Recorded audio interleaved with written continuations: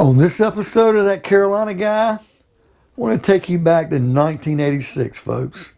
Yes, I'm going to take you all the way back to about 35 years ago when a 19-year-old kid fell in love with the band's album. Before we get into today's content, make sure you subscribe. It doesn't cost anything. Pound that like button, hit that bell notification, be notified of future videos like these, and by all means, folks, leave some comments. I love the dialogue. Okay, folks, Uncle Chucky here, That Carolina Guy, and I want to go back to September of 1986. 1986 was a good year in music, especially metal, and I'll kind of prelude this album I'm going to talk about. In August of 1986, I went with my mother, God rest her soul. We went shopping about 45 minutes away in Virginia, and I talked her into buying me a cassette. I didn't have any Slayer at the time. They had the Show No Mercy LP out, and like a Haunting in Chapel EP, and they had the Hell Awaits album. It scared the hell out of everybody. I was a church-going kid, but I loved metal, and it was kind of like one of them taboos and don't buy Slayer. But they came out with Rain and Blood, and I'm trying to remember how long it had been out at the time, whether it had been out just a few months or just released. But Rain and Blood, I purchased that in 1986 in August.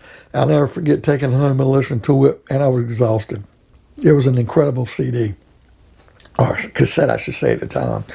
But the very next month, folks, I go into a music store in my hometown, and I pick up Megadeth's Peace Sells, but Who's Buying? It was on Capitol Records. Now, I was leery at first. It was September 1986, because the previous year in 1985, I had bought Megadeth's Killing Is My Business and Business Is Good. I had bought that cassette in Florida. It was like on Megaforce Records or Combat Records. The recording was not that good. It was kind of, the lyrics were a little jumbled. I didn't know who Dave Mustaine was. Kind of interesting because he was in Metallica. I didn't even know it when I was listening to this record at the time. And Metallica's Kill 'Em All was another album that when it came out, I remember where I was, because the Kill 'Em All album by Metallica kind of got me into the thrash metal and liking that kind of music, and it was very instrumental in my growth and my spirit as an individual metalist. But the Kill 'Em All album didn't do it for me. So I was reluctant to buy Peace Sells, but because it was on Capitol Records, the way the album cover looked, I went out and purchased it. I'll never forget going to my vehicle, slipping it in, playing it, was blown away. I was so excited I couldn't wait to tell my best buddy, who was a big metalhead, how good this album was. There was a McDonald's right across the street, and beside it across the other street was a Wendy's. And Wendy's at the time was my go-to place. I went over there and got me a double fries, a Coke, and a Frosty, and I was just excited after I heard this album. I couldn't believe it. Now, it made me go back a few months later and listen to the Killing Is My Business album again, and I gained a new appreciation. And then once I found out that Mustaine had been in Metallica and was one of the ones who wrote a lot of their songs, it really grew on me even more. Hit Parade or Circus magazines, you didn't have videos back in those days. You really didn't even know that at the time, that Mustaine was in Metallica, and that was him who had been in that band. But anyway, looking at the track listings, I'm going to go from last to first. Of the 8 songs on Peace Sells, number 8 is track 7, I Ain't Superstitious, which is like a remake of Nancy Sinatra's song from the late 60s. It was decent that they did a remake and all that, but I kind of thought it was cool, but it was, to me, was the worst song on the album. Number 7 would be the number 4 track, Devil's Island, which I thought was an incredible song. The whole album was great, but I just didn't think it held true to the other songs. Number six is track 6, Bad Omen, and it's an awesome song, don't get me wrong. I love this song. I just feel like when compared to the other songs in the album, it doesn't quite live up. The 5th best track was track number 8, the last one, My Last Words.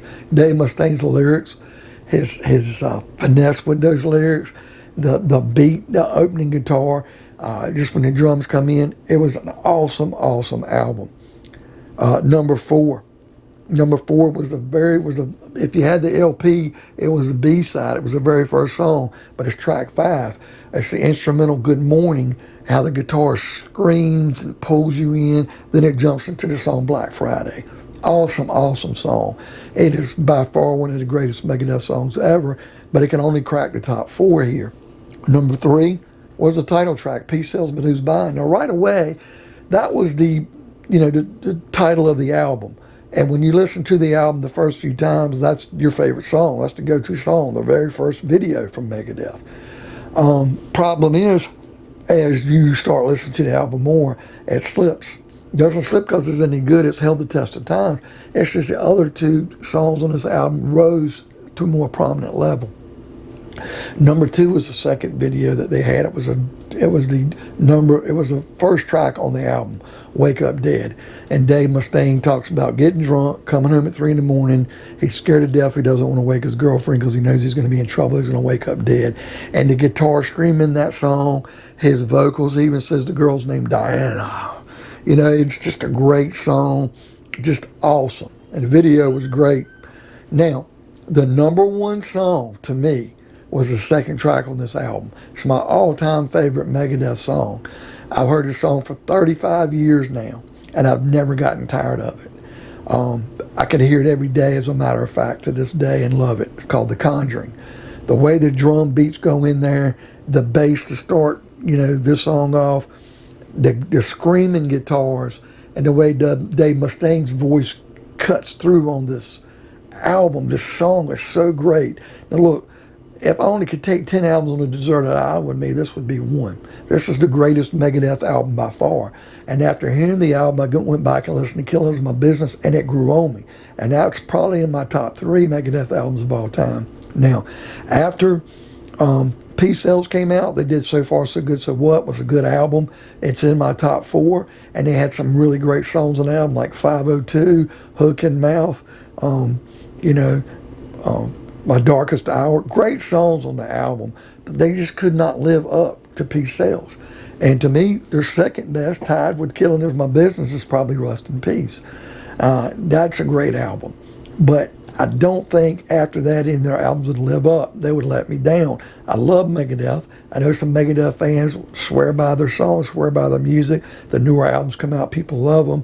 I don't think, I know "Symphony of Destruction" is a great song. The album was good.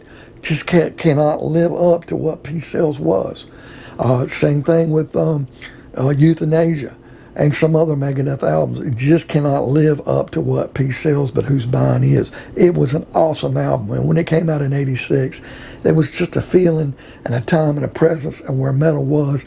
You just can't expect a better album, folks. It is the greatest Megadeth album of all time. Okay, folks, what do you think of the video? Do you have a favorite Megadeth album? Or do you have a band that came out at a time in your life that kind of formed and molded you? Leave me some comments. I love the dialogue. Pound that like button. Hit that bell notification to be notified of future videos like these. And by all means, folks, subscribe. And we'll see you next time on another episode of That Carolina Guy.